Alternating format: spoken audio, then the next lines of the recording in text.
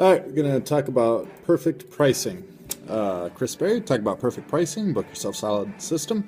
So there's 4 steps to perfect pricing. First, we need to determine the value and benefits of the offer, of what you're going to offer. Second, we're going to choose from 12 different pricing models.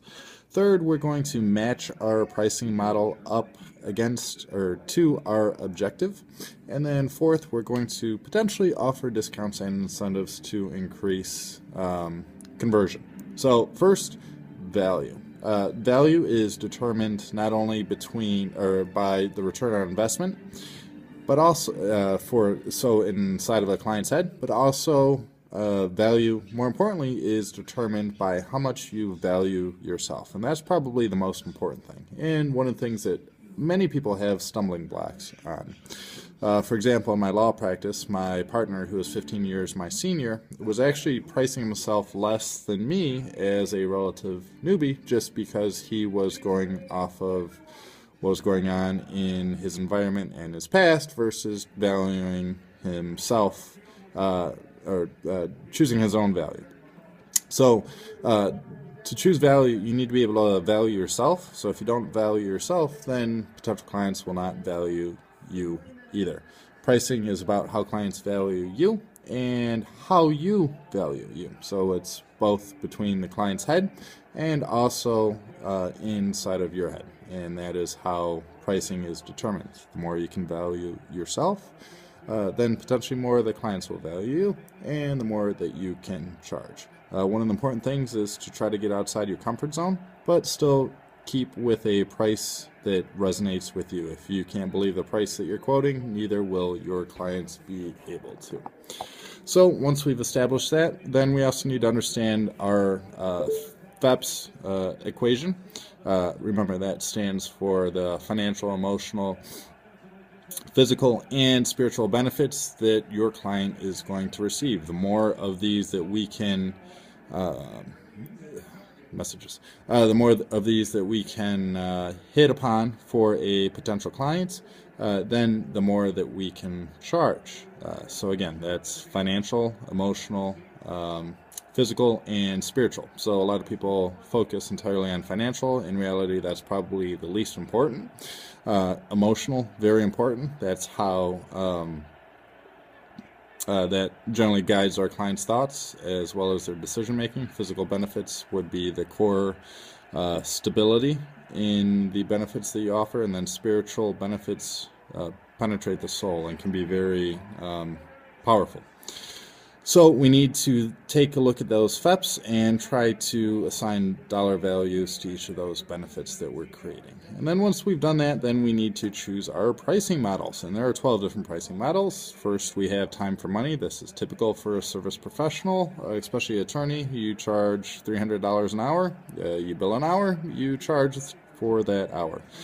Next, we have open-ended time for money. So a lot of times this is how a lot of lawyer relationships are established. So I'm not sure how much time it's going to cost, but I'm going to charge $300 an hour until the matter is completed. And this generally makes people a little bit uncomfortable due to the open-natured ending of this. Next, we have a fixed price for a specific result. So if I was a trial lawyer and I said, okay, well, if I get you off in trial and not guilty, then it's going to be $5,000. Well, then you've attached a fixed price to that potential result. And then you could have a reoccurring fee for open-ended time. You could also have a retainer plus a back end. You could also have flexible pricing. You could have a sliding scale, bundled pricing, penetration pricing, where you're trying to kind of penetrate the market. You could also have a loss leader. So a common example of this would be you sell a printer for a very low cost, but then you sell ink at a high profit margin. Then you could also have prestige pricing. And so that would be all 12. So that is our different pricing models. Then next we need to match up our pricing models to our objective. So if our objective is short-term profits, we may have a prestige pricing with bundle pricing and a loss leader. Or if our goal is to gain market share, then we may use the loss leader pricing plus economy pricing and flexible pricing. And also economy pricing would be the 11th of the pricing models, which I failed to mention. Think of that as Walmart or discount pricing, which a lot of times isn't necessarily recommended unless you're intentional with it. Now, once you've matched up the different objectives to your pricing model that you're going to choose, then your last thing that you need to consider is offering discounts or incentives. And you could do quantity discounts. So if you bought 20 books, maybe you can get 25 books for the cost of 20.